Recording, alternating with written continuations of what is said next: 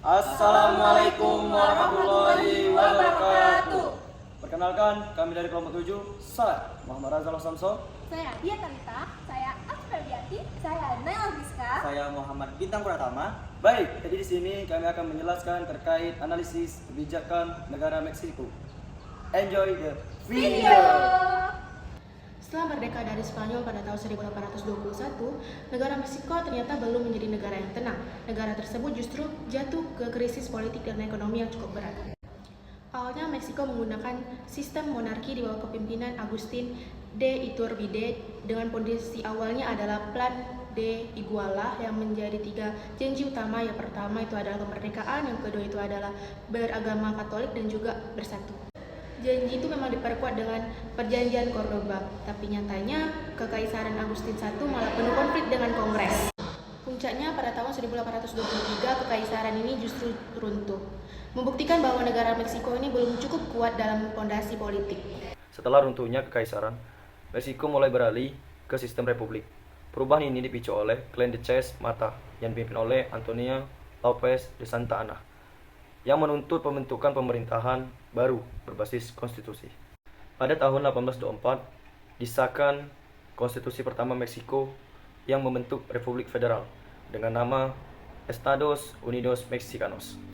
Sistem ini memberikan pemerintahan otonomi kepada negara-negara bagian yang diharapkan dapat membentuk atau menciptakan pemerintahan yang adil dan demokratis. Selain itu, pemerintahan juga menghapus sistem kasta peninggalan kolonial untuk menciptakan kesetaraan sosial. Namun dalam praktiknya, ketimpangan tetap terjadi. Di bidang ekonomi, pemerintah mulai mendorong perubahan, seperti penghapusan tanah komunal dan membuka kolonisasi di wilayah Texas. Kebijakan ini dibuat agar bertujuan meningkatkan pertumbuhan ekonomi, tetapi justru menimbulkan potensi konflik di masa depan. Presiden pertama, Guadalupe Victoria, menjadi simbol awal pemerintahan republik, meskipun di negara Meksiko masih menghadapi begitu banyak tantangan. Pada periode 1826 hingga 1836, konflik di Meksiko semakin kompleks karena adanya perselisihan antara kelompok federal dengan kelompok sentral, yang dimana kelompok federalis itu mendukung adanya otonomi daerah dan juga kelompok sentralis yang mendukung untuk pemerintahan yang pusat. Konflik ini menyebabkan seringnya bergantian pemerintahan, bahkan melalui kudeta, yang menyebabkan kebijakan yang disahkan tidak konsisten dan juga tidak efisien. Di bidang ekonomi, kondisi negara juga belum baik. Dampak dari peperangan kemerdekaan membuat sektor pertambangan dan juga perdagangan turun drastis. Ini membuat pendapatan juga menurun, sementara pembiayaan untuk kebutuhan meningkat. Pemerintah mencoba mengatasi krisis ini dengan peminjaman luar negeri, namun tidak diikuti dengan peningkatan produksi sehingga hanya menambah beban utang negara. Hal ini menunjukkan bahwa kebijakan yang diambil masih bersifat jangka pendek dan masih belum mampu untuk mendorong pemulihan ekonomi secara menyeluruh.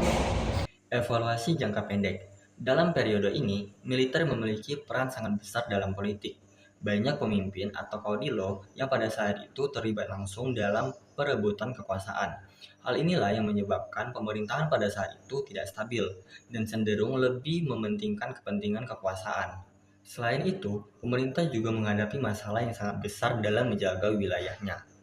Kebijakan kolonisasi yang pada saat itu di Texas yang awalnya bertujuan untuk mengembangkan wilayah tersebut kini menjadi jalan masuknya bagi pengaruh-pengaruh asing.